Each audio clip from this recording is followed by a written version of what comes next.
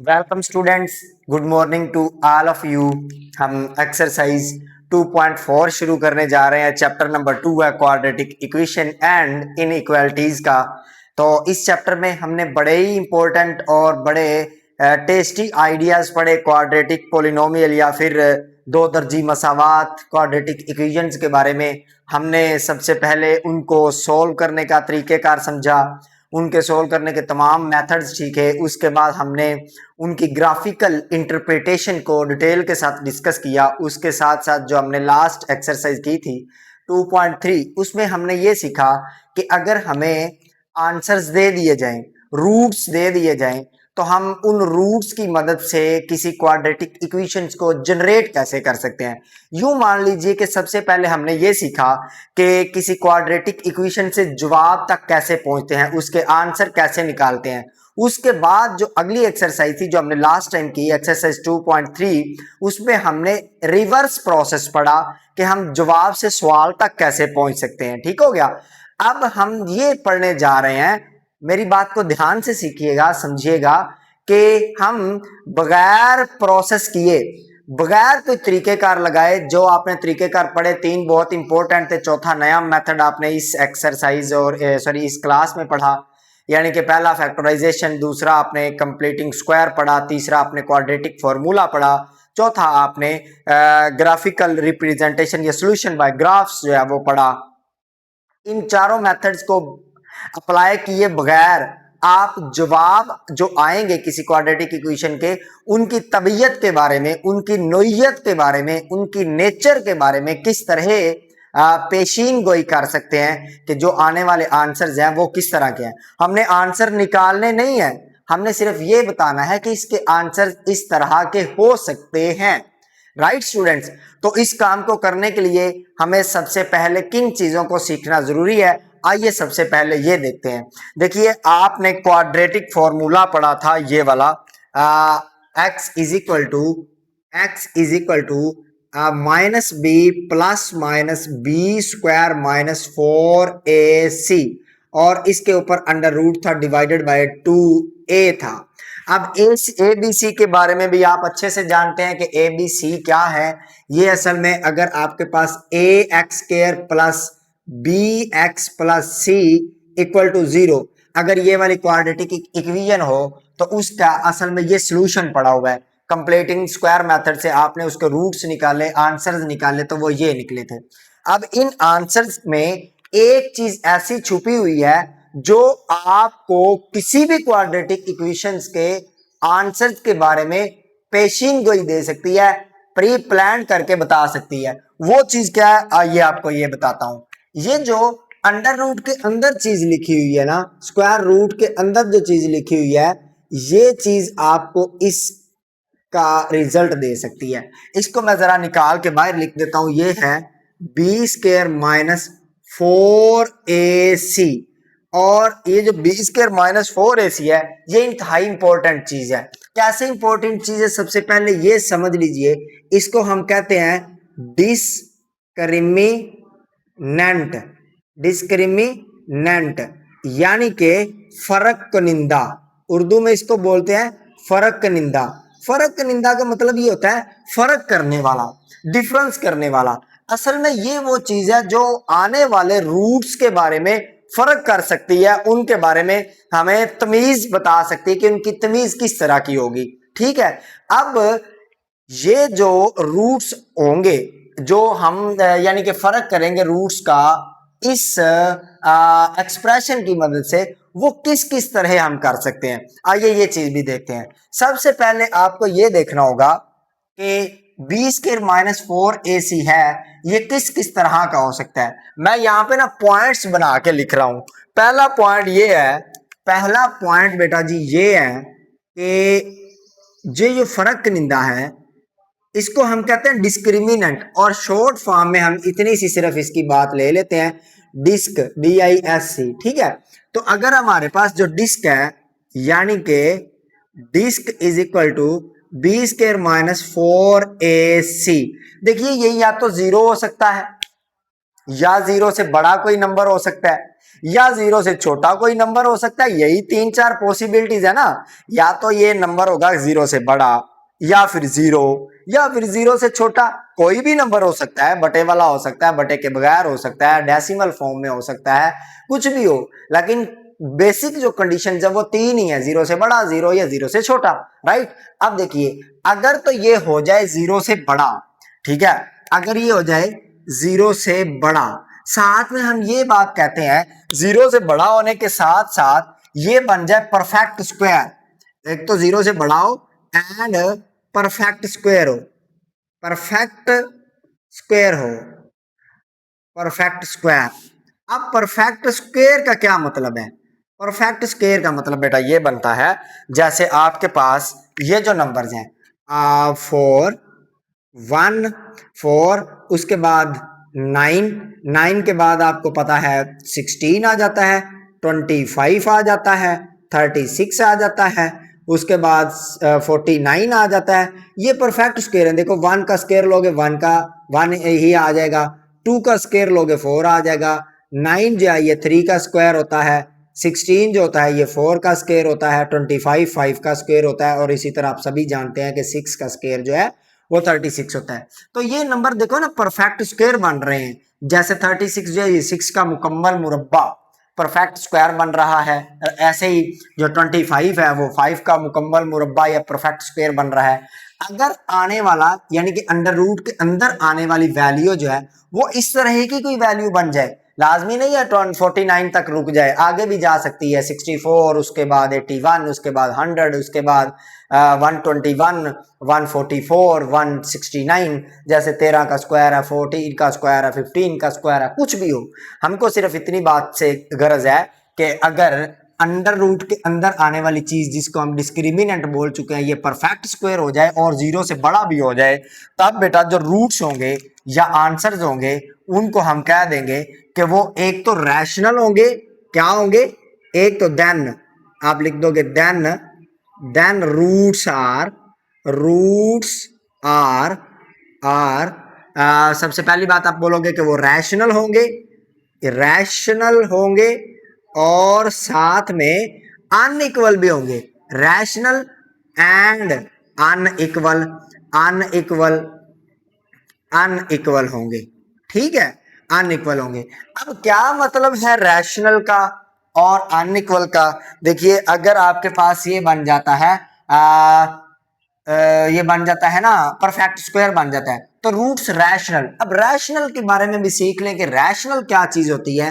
देखिए रैशनल क्या होता है, आप पढ़ आए हैं कि sir all that numbers that can be written in the form of p divided by q, जहां पे आपके पास p और q दोनों के दोनों जो है वो इंटीजर्स होने चाहिए, साथ में जो है q ये जीरो भी नहीं होना चाहिए। यानी कि बटे वाली फॉर्म जो होती है p बटे q फॉर्म, बटे वाली फॉर्म को कहते हैं, ये फॉर्म आपके पास रैशनल कहलाती है, ठीक है, रैशनल। अब इसमें किस तरह के नंबर आ सकते हैं स्टूडेंट्स? देखो 1/2, 5/7, 8/9, इस तरह के बटे वाले नंबर। इसके साथ साथ बेटा आपके पास जो 4 है, 8 है, 6 है, सीधे सीधे जो नंबर होते हैं, क्योंकि आपने बड़ी डिटेल के साथ चैप्टर नंबर 1 क्लास 9th में ये पढ़ा है कि रैशनल क्या होते हैं, इरैशनल क्या होते हैं, और आपकी एक्सरसाइज 1.1 जो थी वो टोटली जो थी वो बेस करती थी रैशनल और इरैशनल नंबर की पहचान के ऊपर। तो आप वहां पे ये बातें डिटेल से पढ़ के आ गए हैं। इसके बाद बेटा आप जो अंडर रूट है इसके अंदर अगर परफेक्ट स्क्वायर आ जाए, उसके बाद इस तरह के जो नंबर है ये तमाम नंबर जो हैं ये आपके पास क्या होते हैं, रैशनल नंबर्स होते हैं, ठीक है। अब आपको ये बात पता चल गई कि जब जब हमारे पास डिस्क्रिमिनेंट जो है वो जीरो से बड़ा भी हो जाए और परफेक्ट स्क्वायर भी बन जाए, तब जो रूट्स होंगे, आने वाले आंसर्स होंगे, उनको हम क्या बोलेंगे, वो हमारे पास एक तो रैशनल होंगे, ठीक है, रैशनल, दूसरा वो अनइक्वल भी होंगे। इसको आप रैशनल को पूरा कर लें, रैशनल, ठीक है, रैशनल एंड बेटा अनइक्वल होंगे, ठीक है। अनइक्वल से क्या मुराद है कि आने वाले जो आंसर होंगे वो बराबर नहीं होंगे। जैसे कि अगर एक आंसर आपके पास आता है 1/2 तो हो सकता है दूसरा 3/5 आ जाए, ठीक है, इस तरह तो बराबर नहीं आएंगे। ऐसा नहीं होगा कि आपके पास डिस्क्रिमिनेंट ग्रेटर देन 0 भी हो और परफेक्ट स्क्वायर भी हो और आने वाला आंसर 1/2 और 1/2 आ जाए, ऐसा कभी नहीं होगा। ये कंडीशन बनेगी, ठीक है। बस ये बातें सीखते जाएं। अगर हमारे पास डिस्क्रिमिनेंट ग्रेटर देन 0 हो और परफेक्ट स्क्वायर भी हो तो फिर हमारे पास जो आने वाला आंसर होगा वो क्या होगा, वो हमारे पास अनइक्वल भी होगा और रैशनल भी होगा। ठीक हो गया। कंडीशंस मैं आपको बताता जाता हूं डिटेल के साथ, क्योंकि हमने इन्हीं कंडीशंस को यूज करते हुए पूरी की पूरी एक्सरसाइज को सोल्व करना है। उसके बाद इसकी दूसरी जो कंडीशन बनती है वो भी देख लेते हैं।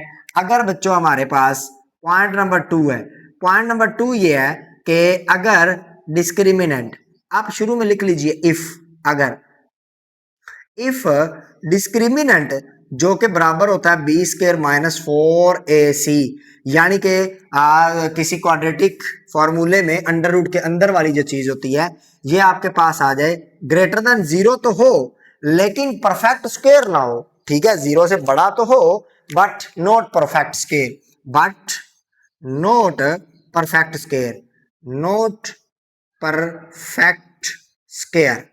जरूरी तो नहीं है कि अंडर रूट के अंदर आने वाली चीज जो है वो परफेक्ट स्क्वायर ही हो, वो कुछ भी हो सकता है, नेगेटिव पॉजिटिव, 0 से बड़ा, 0 से छोटा, 0 कुछ भी।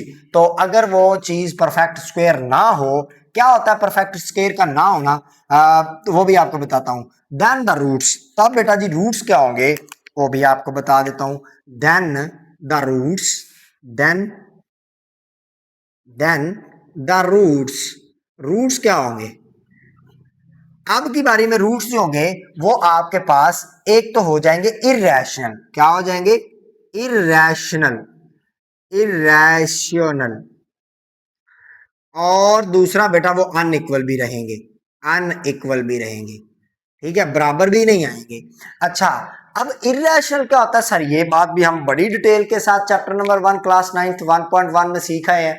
इररेशनल नंबर कौन से होते हैं, तो जरा देखिए, आपने कहा सर कोई भी अंडर रूट के अंदर नंबर आ जाए जो कि परफेक्ट स्क्वायर ना हो, नॉट परफेक्ट स्क्वायर हो, यानी कि 2 3 5 6 7 8 10, ये तमाम नंबरों में से कोई भी नंबर परफेक्ट स्क्वायर नहीं है, तो इनका जो अंडर रूट हुआ करेगा वो आपके पास क्या होगा, यानी कि इन नंबरों के अलावा ये जो नंबर मैंने आपको लिख के बताए हैं, इन नंबरों के और इनकी तरह के नंबरों के अलावा जितने भी नंबर्स हैं वो आपके पास नॉट परफेक्ट स्क्वायर है। क्या है, नॉट परफेक्ट स्क्वायर। यहां पे बेटा आप लिख लीजिए नॉट परफेक्ट स्क्वायर।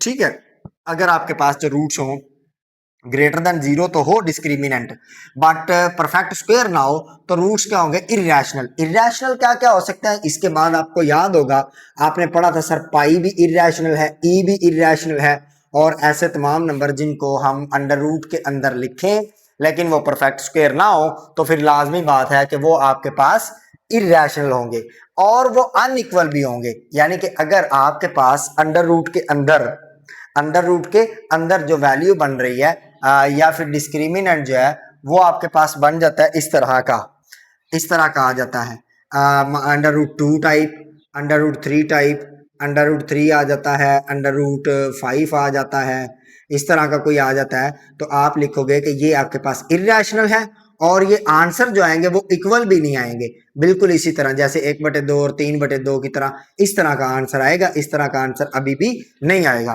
दो बातें आपने सीख ली कि अगर आपके पास डिस्क्रिमिनेंट जो है वो 0 से बड़ा हो जाए। तीसरी बात ये है, आपके पास यहां तक आपने अभी ये सीखा है कि रूट्स जो है, या सॉरी रूट्स बार बार कह रहा हूं, डिस्क्रिमिनेंट जो है वो 0 से बड़ा हो जाए, तो कंडीशन क्या 0 के बड़े होने तक की रुक जाती है, नोट, कंडीशन 0 के बराबर भी हो सकती है, 0 से छोटे भी हो सकती है। यानी कि अगर आपके पास इफ डिस्क्रिमिनेंट, डिस्क्रिमिनेंट बेटा जी ये b की 2 -4ac के बराबर होता है, ये 0 हो जाए, ठीक है, पहले 0 से बड़ा अब 0 हो गया, देन क्या होगा, 0 से बड़ा हो जाए, अपना 0 के बराबर हो जाए, उसके बाद आप ये कहोगे कि जो रूट्स होंगे इसमें आपके पास परफेक्ट स्क्वायर और इधर उधर की बात तो होगी नहीं क्योंकि सीधा सीधा 0 हो गया, then then roots are equal, roots are equal, ये पहली और सिर्फ एक ही कंडीशन है जिसमें आपके पास रूट्स इक्वल हो सकते हैं, और ये तब ही हो सकता है जब आपके पास डिस्क्रिमिनेंट 0 के बराबर आ जाए। इसके अलावा कोई और कंडीशन नहीं है जब आपके पास रूट्स इक्वल आ जाए। सिर्फ एक ही केस है जब डिस्क्रिमिनेंट 0 हो जाए। ठीक हो गया। तो आने वाले जो जवाब है वो इस तरह के आएंगे, 1/2 टाइप 1/2 और 1/2, यानी कि ये तब हो सकता है जब डिस्क्रिमिनेंट 0 आएगा। फिर आंसर इस तरह के भी हो सकते हैं। फिर आंसर बेटा 4 भी आ सकते हैं इस तरह के, लेकिन यानी होंगे इक्वल जो भी आएंगे। तीसरी कंडीशन बेटा, अब आपने देखें 0 से बड़ा होने की कंडीशन पढ़ ली, 0 के बराबर होने की कंडीशन पढ़ ली। अब एक कंडीशन रह गई है जो कि 0 से छोटा होने की है। ठीक है, अगर आपके पास जो डिस्क्रिमिनेंट है, इफ डिस्क्रिमिनेंट यानी कि स्क्वायर रूट के अंदर वाली चीज किसी क्वाड्रेटिक फॉर्मूले में 4ac ये छोटा हो जाए 0 से छोटा होने का क्या मतलब है, यानी कि -2 -3 -4 हो जाए। तो आप देखें ना, अंडर रूट के अंदर जो चीज है ये अगर -2 हो जाए तो इसका ऊपर अंडर रूट लगाओगे तो ये आंसर आपको क्या देगा। पढ़ आए हैं चैप्टर नंबर 1 में कि माइनस अगर अंडर रूट के अंदर आ जाए तो इसका सोल्यूशन एग्जिस्ट नहीं करता, क्योंकि ये इमेजिनरी नंबर है। कौन सा नंबर है? इमेजिनरी नंबर है। तो बेटा अगर आपके पास ये जो है डिस्क्रिमिनेंट लेस देन 0 आ जाए, 0 से छोटा आ जाए, तो तब आपके पास जो रूट्स होंगे देन रूट्स आर इमेजिनरी। क्या होंगे? इमेजिनरी। और इसको आप कॉम्प्लेक्स भी कह सकते हो। रूट्स क्या होंगे? कॉम्प्लेक्स होंगे। और ये अनरियल होंगे, इसको आप अनरियल भी कह सकते हो। ऑब्वियस सी बात है कि जो चीज रियल नहीं है वो फिर अनरियल होगी। ठीक है, और बस इतनी बात समझ लीजिए। और इक्वल भी नहीं होंगे, रूट्स जो होंगे वो अनरियल होंगे, इमेजिनरी होंगे, और इक्वल होना भी जरूरी नहीं है यहाँ पे। ठीक हो गया। अब ये आपने 4 कंडीशंस पढ़ी हैं। जितने भी क्वेश्चन इस एक्सरसाइज के हम करेंगे वो इन 4 जो है वो कंडीशंस के ऊपर बेस करते होंगे। अब एक बात मेरे जेहन में आ रही थी कि मैंने आपको अभी तक ये नहीं बताया कि जो है वो रूट्स को रूट क्यों कहते हैं। रूट्स को बेटा रूट इसलिए कहते हैं, जैसे मैं आपको कहता हूं x is equal to 2 and x is equal to 2, ये कोई मेरे पास रूट्स पड़े हुए हैं और इधर और लिख ले, तो ये रूट का मतलब बेटा बनता है जड़। क्या बनता है आपको पता है? उर्दू में रूट को क्या कहते हैं? जड़ कहते हैं। जड़ इसलिए कहते हैं क्योंकि ये किसी क्वाड्रेटिक इक्वेशन की जड़ होती है। अब जड़ से मैं तना बनाने की कोशिश करता हूं, जरा ध्यान दीजिएगा। इसको बेटा मैं लिख सकता हूं x - 2 इक्वल टू 0, और इसको मैं इधर से फिर लिख सकता हूं x - 2 इक्वल टू 0, और इसको मैं फिर फर्दर लिख सकता हूं x - 2 into x - 2 equal to 0। मैं रिवर्स बैक प्रोसेस कर रहा हूं। अब इन दोनों को आपस में मल्टीप्लाई कर दो, x स्क्वायर आ जाएगा, x इंटू एक्स, ये इससे मल्टीप्लाई होगा तो x जब -2 से मल्टीप्लाई होगा -2x आ जाएगा। ये -2 जब x से मल्टीप्लाई होगा फिर -2x आ जाएगा। ये -2 जब इस -2 से मल्टीप्लाई होगा माइनस माइनस प्लस 2 2 4 आ जाएगा इक्वल टू 0। अब x स्क्वायर ये -2 और ये -2 माइनस माइनस प्लस हो जाएगा, अलामत आपको पता है माइनस की आती होती है, और प्लस का 4 आ जाएगा इक्वल टू 0। अब देख सकते हैं कि जड़ से अब आप तना बना चुके हैं, रूट से आप स्टेम प्रिपेयर जो है वो चुके हैं। तो इसलिए हम इसके बनने वाले जो जवाब होते हैं उनको रूट्स कह देते हैं, क्योंकि असल में ये जड़ होती है किसी क्वाड्रेटिक इक्वेशन की। तो बस इतनी सी बात है कि कभी आप जो है वो तने से जड़ की तरफ आ रहे होते हैं, कभी आप जड़ से तने की तरफ जा रहे होते हैं, क्योंकि आपने सबसे पहला जो काम किया था वो क्वाड्रेटिक इक्वेशन के सॉल्यूशन फाइंड करने सीखे। दूसरा काम आपने क्या किया? रूट से क्वाड्रेटिक इक्वेशन बिल्ड अप करना सीखी।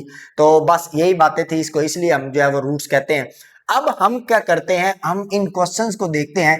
ये देखो, ये जो क्वेश्चन पड़ा हुआ है ना, इस क्वेश्चन को मैं बगैर सॉल्व किए इसके जवाबों के बारे में आपको बताने की कोशिश करूंगा। फिर ये क्वेश्चन करेंगे, इसको बगैर हल किए इसके जवाब जो है उनके बारे में हम गैस करेंगे कि वाकई वो जो जवाब है वो इस तरह के ही बनते हैं। जी हम क्या करते हैं, इन जो क्वेश्चंस के हमने पार्ट्स लिखे हैं, ये 6 पार्ट्स, इनको सोल्व करके देखते हैं क्या वाकई में जो है वो रूट्स के बारे में हम बता पाते हैं या नहीं। तो हम क्या करते हैं, क्वेश्चन नंबर 1 का पार्ट नंबर 1 करते हैं, जो क्या 3x² - 9x - 2 तो देखिए हम इसको सोल्व करते हैं, सोल्व पार्ट 1, ठीक है। ये पार्ट 1 का सोल्यूशन मैं लिखने जा रहा हूँ बेटा। अब इसमें ए बी और सी की वैल्यूज के बारे में आप जानते हैं, कैसे जानते हैं? देखो आपको पता है एक्स स्क्वायर के साथ जो वैल्यू पड़ी होती है वो ए की होती है जो कि लीडिंग कोफिशिएंट होता है, और एक्स के साथ जो वैल्यू पड़ी होती है वो बी की होती है, एक्स के बगैर जो वैल्यू पड़ी होती है वो सी की होती है। आप इसको कंपेयर करते हैं क्वाड्रेटिक इक्वेशन की स्टैंडर्ड फॉर्म के साथ, तो आप इनको फाइंड कर सकते हैं। ए की वैल्यू फिलहाल मेरे पास का के 3 है, बी की वैल्यू मेरे पास फिलहाल माइनस का 9 है, और सी की वैल्यू मेरे पास है माइनस का 2। ठीक हो गया। अब हम इन वैल्यूज को इस फॉर्मूले में प्लेस कर देते हैं। डिस्क्रिमिनेंट के फॉर्मूले में आप क्या लिखोगे? Disc DISC disc is equal to B square minus 4AC equal to, देखो बी की जगह पे बी की वैल्यू डाल दो।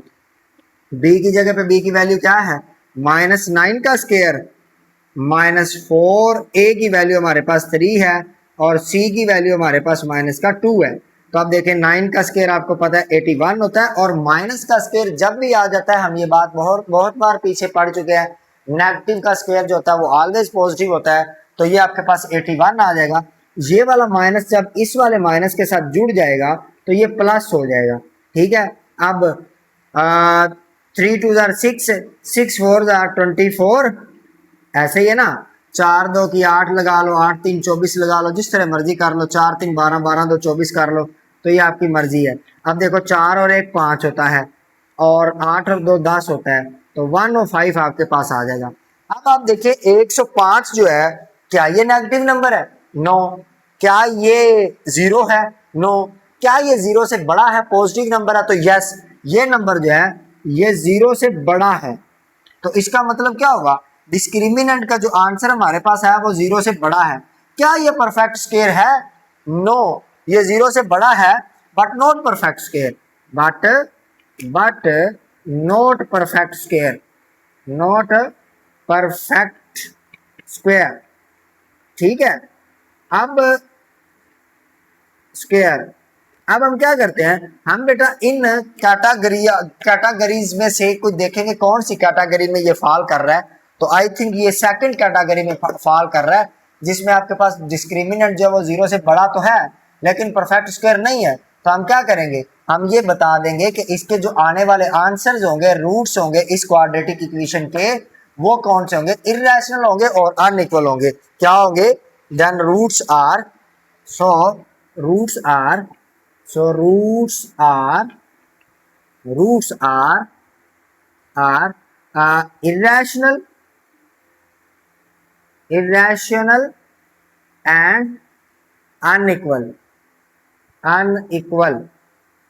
ठीक हो गया। इसका मतलब भी एंड होता है बेटा, इसका मतलब भी एंड होता है। इस बात से आपने परेशान नहीं होना। देखो ना, अब आपने प्रिडिक्शन कर दी है। हम जो अगला क्वेश्चन करते हैं ना, उसके ऊपर तजुर्बा भी करेंगे, एक्सपीरियंस करेंगे, क्या वाकई ये बात सच भी है कि एवं ही हम कर रहे हैं। तो आप देखो सोल्यूशन करते हैं पार्ट नंबर 2 का। Solve part number 2।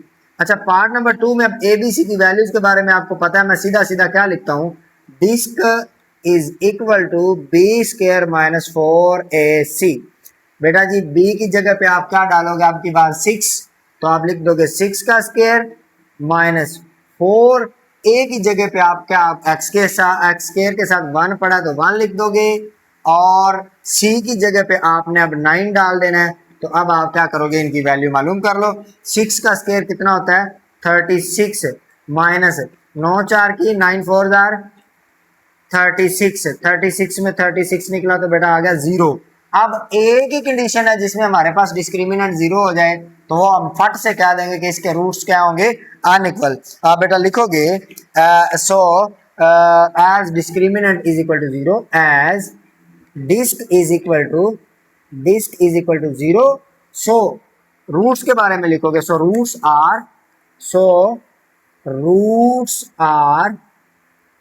Are equal, क्योंकि ए की कंडीशन है जिसमें रूट्स आपके पास इक्वल आ सकते हैं, और ए की कंडीशन है जिसमें आपके पास डिस्क्रिमिनेंट 0 हो सकता है। अब हम एक्सपीरियंस के तौर पे इसको चेक करते हैं, क्या वाकई में इस क्वाड्रेटिक इक्वेशन के रूट्स इक्वल आते हैं। तो आइए देखते हैं। देखें मैं क्या करूंगा, हमारे पास इक्वेशन है X square plus 6x plus 9 equal to 0। इसकी बेटा फैक्टराइजेशन करते हैं। एक्स स्क्वायर अब 9 बनना चाहिए, जरब करें तो जमा करें तो 6 बनना चाहिए, तो 3 3 9 होता है, प्लस 3x प्लस बेटा जी 3x प्लस 9 इक्वल टू 0। अब इनके आप जोड़े बनाते हो, पहले में से x कॉमन, अंदर x प्लस 3 प्लस बेटा यहाँ से 3 कॉमन है, अंदर x प्लस 3 इक्वल टू 0 बेटा, और यहाँ से x प्लस 3 कॉमन निकल रहा है, फिर अंदर बात जाएगा x प्लस 3 बराबर है 0 के, यहाँ से आप लिखते हो x प्लस 3 भी 0 के बराबर है और x प्लस दूसरा 3 भी 0 के बराबर है, तो यहाँ से x आपके पास -3 आ जाएगा और यहाँ से x आपके पास -3 आ जाएगा। देखिए आपने आंसर निकाले तो ये दोनों के दोनों आंसर एक दूसरे के बराबर है, -3 के बराबर नहीं है, तो आपने देखो बगैर हल किए ये बता दिया कि इस क्वाड्रेटिक इक्वेशन के जो रूट्स आने हैं, जो आंसर आने हैं, वो एक दूसरे के बराबर होंगे बगैर इसको सोल्व किए विद इन ए सेकंड। देखो मैं आपको समझा रहा हूँ, मुझे थोड़ा टाइम लग रहा है, लेकिन जब आप करेंगे तो ये एक एक दो लाइनों के क्वेश्चन है, क्योंकि दो स्टेप्स के क्वेश्चन है, तो देखो आपने कितनी आसानी के साथ ये बात प्रिडिक्ट कर दी कि इस इक्वेशन के जो रूट्स हैं वो एक दूसरे के बराबर हैं। अब वो किस तरह के बराबर हैं, वो भले नेगेटिव में है, भले वो फ्रैक्शन में है, भले वो जनाब वो पॉजिटिव नंबर्स हैं, किस तरह के, इससे गरज नहीं है, बस ये बताना है हमको कि वो बराबर हैं, सिर्फ उनकी तबीयत उनकी नोयत के बारे में बताना है, क्योंकि बेटा जो नेचर है इसको उर्दू में कहते हैं फितरत या फिर नोयत।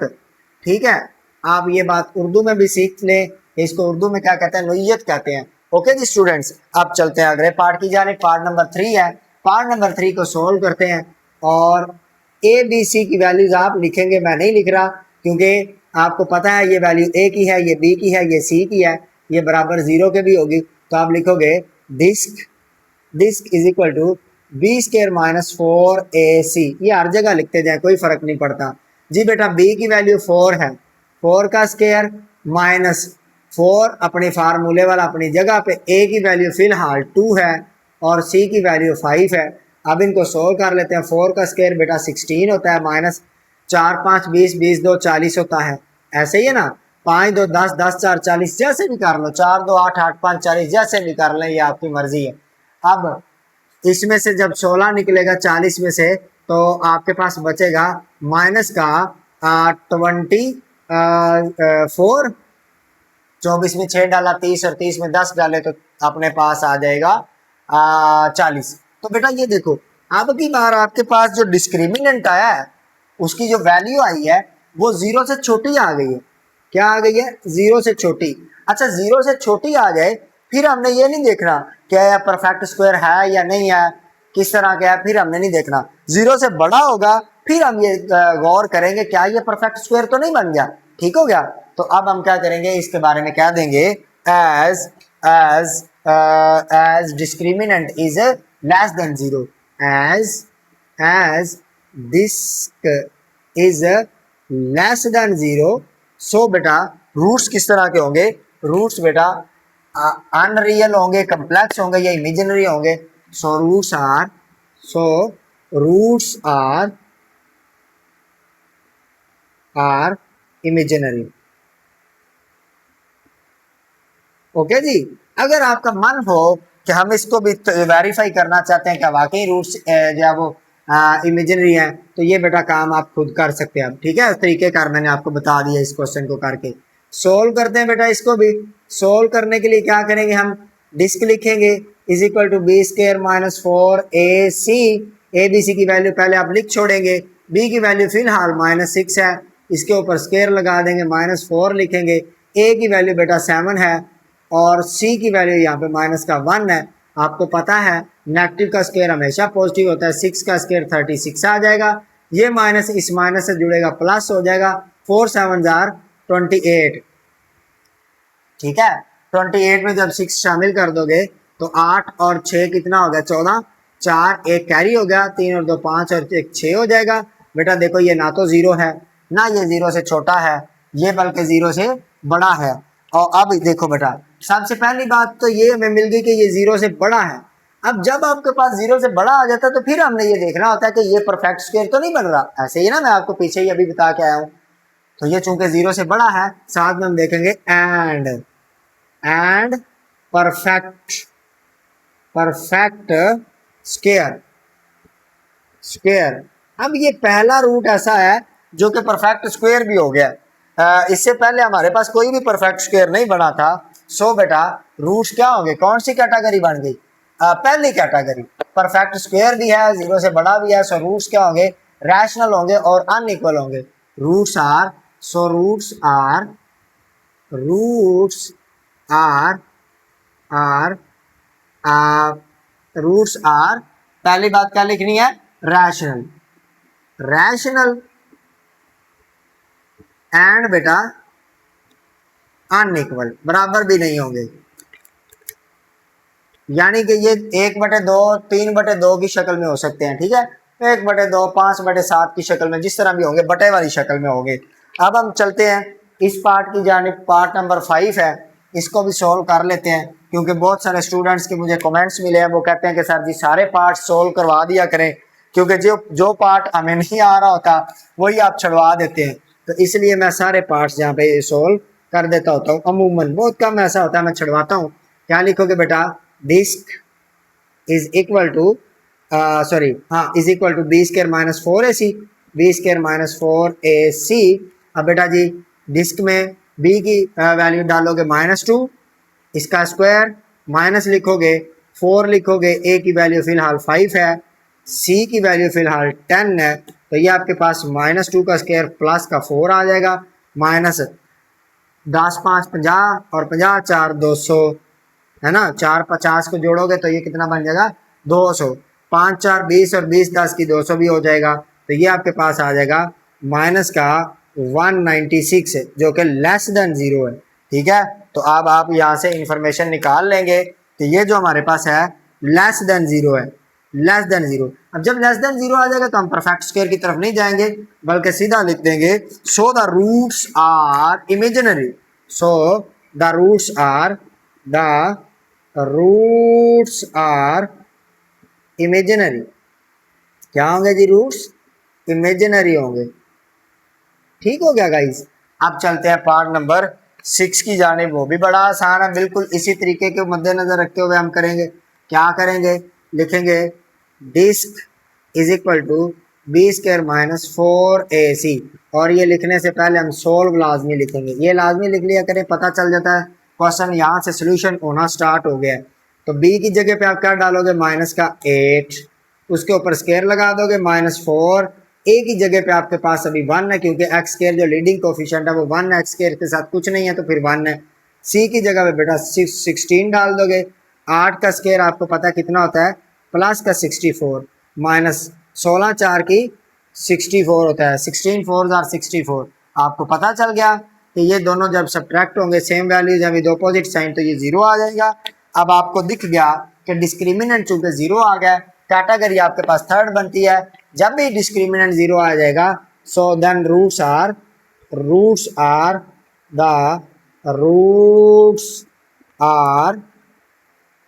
इक्वल बेटा, इक्वल रूट्स होंगे इक्वल, ऑब्वियस सी बात है, जब रूट्स इक्वल होंगे रियल, क्योंकि रूट्स इक्वल जब भी होंगे या अनइक्वल होंगे रियल, क्योंकि एक ही कंडीशन है जिसमें रूट्स जो है अनरियल हो सकते हैं या कम्प्लेक्स हो सकते हैं, वो कौन सी है, लेस देन 0 आने की।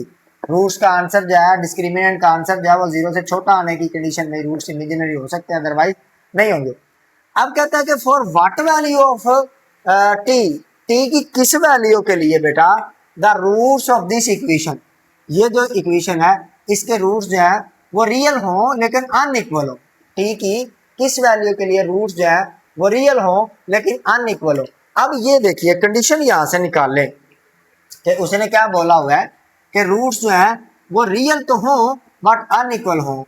तो हम क्या करेंगे, हमें उसने कंडीशन दे दी कि आपने उस कंडीशन में टी की वैल्यू बतानी है जब आपके पास इस इक्वेशन के जो रूट्स हैं वो रियल तो हो लेकिन अनइक्वल हो। तो आप बेटा लिखोगे सोल्व और साथ में लिखोगे bye given condition, by given condition. Given condition क्या है कि जो रूट्स है वो रियल एंड अनइक्वल है। अगर रियल एंड अनइक्वल हो, देखिए कहाँ पे है, रियल भी हो और अनइक्वल भी हो, पहला केस है। तो रियल एंड अनइक्वल में आपके पास जो डिस्क्रिमिनेंट होगा वो 0 से बड़ा होगा। देखो वो कहता ना रियल एंड अनइक्वल, तो इसमें दो कंडीशन हमारे पास है, एक रैशनल के लिए एक इरेशनल के लिए है। तो बाकी ये इक्वल के लिए है, ये अपना इमेजिनरी के लिए है। तो इन दोनों में से कौन सी कंडीशन लगानी अब आपको प्रॉब्लम नहीं है, जो सी कंडीशन मर्जी लगा ले, ठीक है। तो हम क्या करेंगे, हम ये करेंगे बेटा बी स्क्वायर -4ac। अच्छा यहाँ पे लिख लें बाय गिवन कंडीशन जो डिस्क है, डिस्क वो बेटा ग्रेटर देन जीरो है, ठीक है। क्या है, ग्रेटर देन जीरो है। तो अब हम क्या करेंगे, बी स्क्वायर -4ac ए किसके बराबर होगा, ग्रेटर देन जीरो होगा। यहाँ से बेटा ए की वैल्यू आपके पास 3 है, बी की वैल्यू 1 है और सी की वैल्यू 90 है। तो ए की जगह पे बी की जगह पे क्या डालेंगे, 1 का स्क्वायर लगा देंगे, माइनस बेटा 4 लिखेंगे, ए की जगह पे 3 लगा देंगे, टी की जगह पे 9, सी की जगह पे 9t लगा के ग्रेटर देन जीरो कर देंगे। ठीक हो गया गाइस। अब देखिए हम क्या करते हैं, 1 का स्क्वायर 1 ही होता है, माइनस 4 3 12, 12 9 108, ऐसे ही है ना। 12 9 108 ग्रेटर देन जीरो, ठीक है। अब हमारे पास ये बन चुका है कि 108 अपना 108 1 माइनस 108 ग्रेटर देन जीरो है। अब टी की वैल्यू मालूम करनी है कि टी की किस वैल्यू के लिए आपके पास इसके जो आंसर है इस क्वाड्रेटिक इक्वेशन के वो रियल और अनइक्वल आएंगे। तो बेटा देखें हम इसको इधर ले जाते हैं क्योंकि टी की वैल्यू मालूम करनी ना, 1 ग्रेटर देन हो जाएगा 108 टी से। हमको क्या मालूम करना है, टी की वैल्यू मालूम करनी है। तो टी की वैल्यू के लिए मैं क्या करूंगा, इधर भी 108 से डिवाइड करवा दूंगा और इधर भी 108 से डिवाइड करवा दूंगा। ठीक हो गया, दोनों तरफ आपने 108 से डिवाइड करवा दिया। अब यहाँ पे एक बात समझने वाली है, वो ये है कि ये थोड़ा सा आप सही करके लिख लें, वो ये है कि ये एक दूसरे के साथ कैंसिल जब होंगे तो आपके पास कंडीशन ये बन जाएगी। मैं इसको इस तरह लिख सकता हूँ, टी जो है वो छोटा है 1/108 से, ठीक है, 1/108 से जो टी है छोटा है। तो यही कंडीशन है, कहता है जब जब आपके पास टी की वैल्यू 1/108 से छोटी होगी तब तब आपके पास इस क्वाड्रेटिक इक्वेशन के जो आंसर होंगे वो रियल और अनइक्वल आएंगे। अब मैं अगर इसको कैलकुलेट करूं कि 1/108 कितना बनता है तो मैं आपको थोड़ा मजीद बताता हूं। 1 डिवाइडेड बाय 108 तो ये हमारे पास बनता है 0.00925, 0 पॉइंट ये आपके पास बनता है 0.00925 इस तरह। तो इससे छोटी जो वैल्यू होगी ना टी की, उनके लिए क्या होगा, या ये तो ये वैल्यू पुट कर दो टी की जगह पे, या इससे छोटी को वैल्यू पुट कर दो, तब जनाब आपके पास इस क्वाड्रेटिक इक्वेशन के जो रूट्स होंगे वो रियल भी होंगे और अनइक्वल भी आएंगे। कोई भी वैल्यू यानी कि टी की वैल्यू अब एक वैल्यू नहीं है, टी इससे कोई भी वैल्यू छोटी हो जाए, होनी इससे छोटी चाहिए, तो उन तमाम वैल्यूज के लिए टी का जो इस क्वाड्रेटिक इक्वेशन का आंसर होगा वो रियल और अनइक्वल रहेगा। क्वेश्चन नंबर 3 4 और 5 ये बहुत इंपॉर्टेंट और बड़े कॉन्सेप्ट वाले क्वेश्चन है। क्वेश्चन नंबर 3 की अगर बात की जाए तो कहता है if the quadratic equation 16x square plus 7px plus 49 has equal roots. यहाँ पे जो इंपॉर्टेंट बात है वो ये है कि ये इक्वल रूट्स रखता है, ठीक है। Then find the value of P. अब सोल्व करते हैं, तो मैं लिखता हूं solve by given condition, by given condition क्या है कि रूट्स क्या है, इक्वल है। अगर बेटा रूट्स इक्वल हो तो उसकी एक ही कंडीशन है, कंडीशन नंबर 3, अगर रूट्स इक्वल हो तो अच्छा ये दोनों बातें ना, अगर हम यहाँ से इधर जा सकते हैं तो फिर यहाँ से इधर भी आ सकते हैं। जैसे अगर डिस्क्रिमिनेंट 0 होगा तो रूट्स जो है वो इक्वल होंगे, अगर रूट्स इक्वल होंगे तो फिर ये बात भी कंफर्म है कि डिस्क्रिमिनेंट 0 होगा, ठीक है। ये बातें बोथ साइड इंप्लाइज है, इधर से उधर उधर से इधर।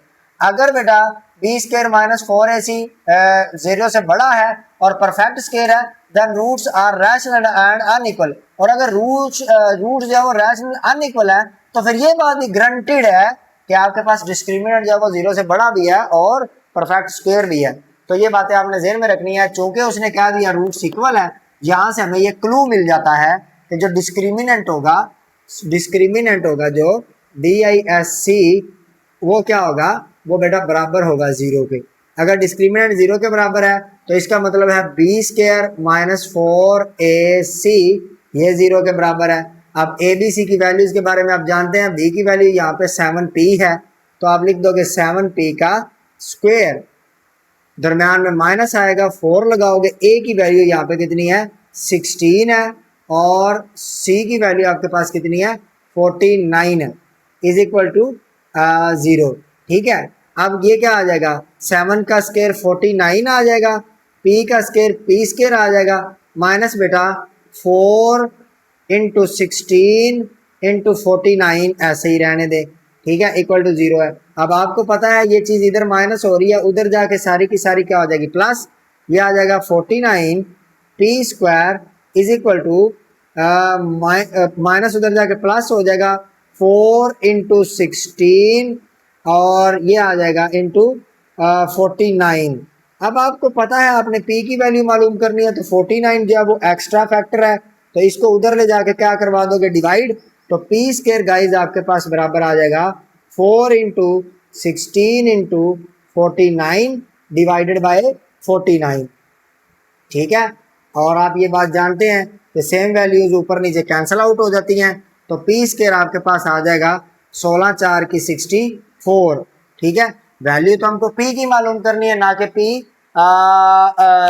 की, तो P² की वैल्यू P को मालूम करने के लिए क्या कहोगे, लिखोगे taking square root on both sides. तो क्या करोगे, P के स्क्वायर के ऊपर भी स्क्वायर रूट आ जाएगा बेटा और 64 के ऊपर भी स्क्वायर रूट आ जाएगा।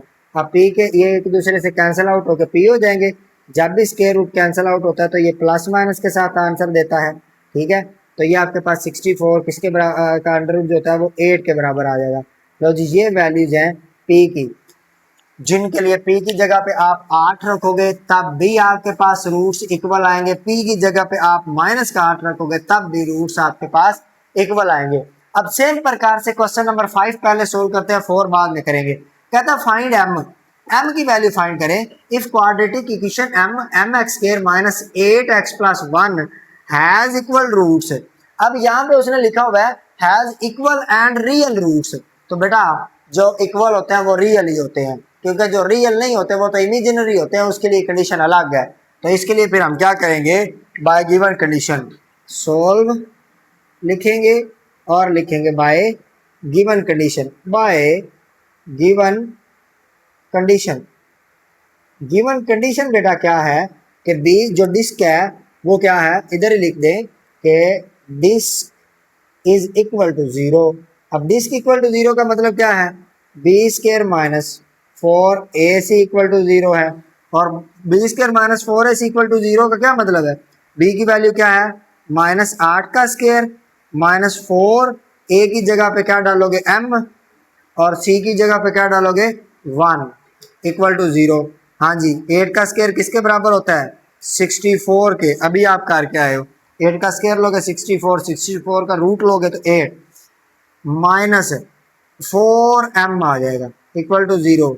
अब आपको m की वैल्यू चाहिए तो इसको उधर ले जाओ, 64 is equal to 4m, m की वैल्यू मालूम करनी है, 4 आपके पास एक्स्ट्रा फैक्टर ला के इधर डिवाइड करवा दो, तो ये हो जाएगा 64 divided by 4 is equal to m। अब 4 1 जार 4, 4 16 जार 64, तो यहाँ से आपके पास m की वैल्यू जो है वो आ जाएगी 16। ठीक है 16, तो इसका मतलब m की जगह पे अगर 16 रख दोगे 16x की 2 माइनस 8x जमा 1 इक्वल टू 0। बेटा इस क्वाड्रेटिक इक्वेशन को आप सोल्व कर लें तो इसके जो रूट्स होंगे वो गारंटी है कि वो रूट्स इक्वल होंगे। ठीक है, वो रूट्स क्या होंगे इक्वल होंगे। अब करते हैं जी क्वेश्चन नंबर 4, फाइनल क्वेश्चन है, आखिरी क्वेश्चन है, क्योंकि आखिरी तो ये था लेकिन हमने इसको पीछे रखा हुआ था।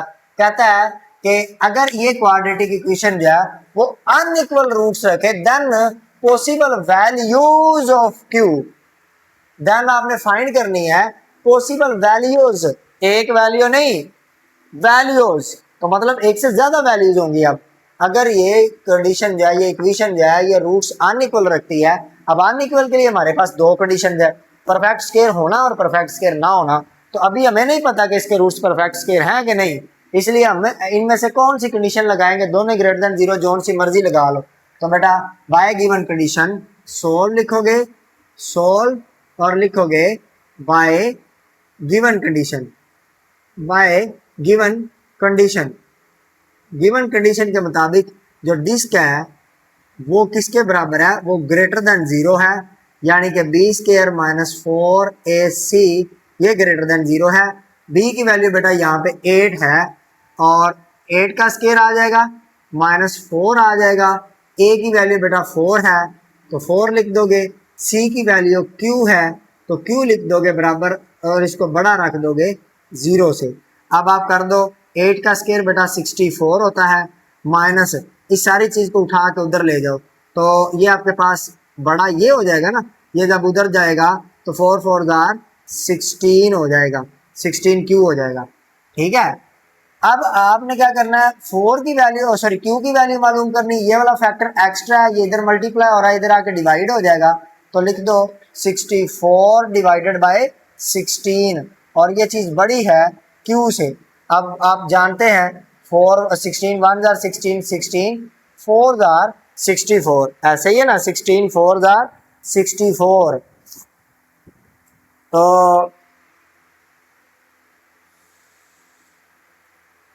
वेट ए मिनट, यहाँ पे हमारे पास ये 4a और c, यहाँ पे 4 आ गया, a की वैल्यू यहाँ पे 4 है और c की वैल्यू q है, तो ये हमारे पास आ जाएगा 16 ही आएगा, है ना, 4 square plus 8u plus q।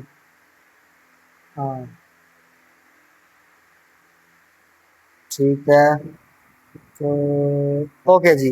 अब देखिए ये आपके पास आ गया 4, तो यहाँ से आपको ये कंडीशन मिल गई कि 4 जो है वो बड़ा रहेगा q से, तो q उसने कहा कि find the possible values of q, तो ये आपके पास बात आ गई कि q की जो वैल्यूज है वो जब जब 4 से छोटी रहेगी, 4 से छोटा क्या हो सकता है, अब q किसके बराबर हो सकता है, q बेटा आपके पास 3 हो सकता है, 2 हो सकता है, 1 हो सकता है, 0 हो सकता है, -1 हो सकता है, -2, इस तरफ जितनी भी वैल्यूज हैं नेगेटिव इन्फिनिटी तक, कहाँ तक, नेगेटिव इन्फिनिटी तक जितनी भी वैल्यूज हैं उन तमाम वैल्यूज के लिए q जो है वो q उन तमाम वैल्यूज के लिए ये वाली क्वाड्रेटिक इक्वेशन आपको जो रूट्स देगी वो अनइक्वल देगी बेटा, बस अनइक्वल होने चाहिए, परफेक्ट स्क्वायर कुछ भी हो उससे फर्क नहीं पड़ता क्योंकि इन दोनों कंडीशन में ही अनइक्वल का जिक्र है। ठीक है, पहली में भी है और दूसरी में भी है।